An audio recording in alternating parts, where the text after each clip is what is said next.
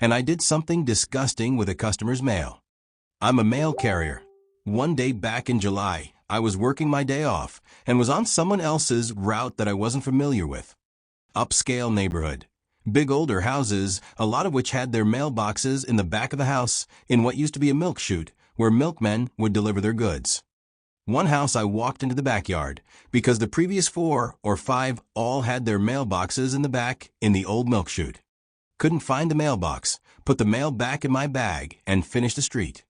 Got back to my truck, and a woman comes running up to me, yelling and demanding my name. She says she saw me in her backyard and thinks it's suspicious. She demands to know why. I tell her I was looking for her mailbox. She says there's a slot in her front door, and she knows I was looking in her windows.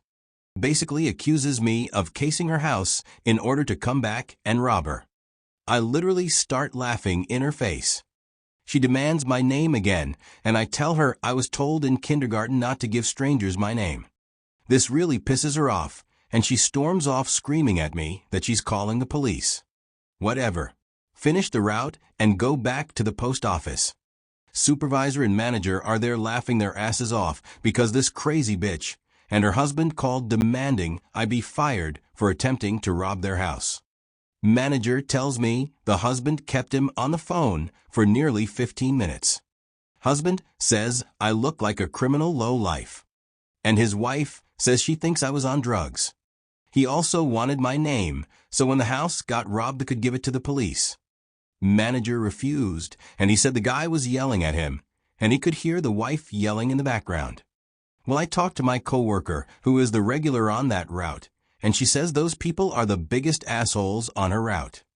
So, I've avoided delivering this particular street since this summer. Until today. So when I go to that street and was getting the mail ready, I closed the door between the front of my truck and the cargo area. I unzipped and I rubbed my balls and taint all over their fucking mail.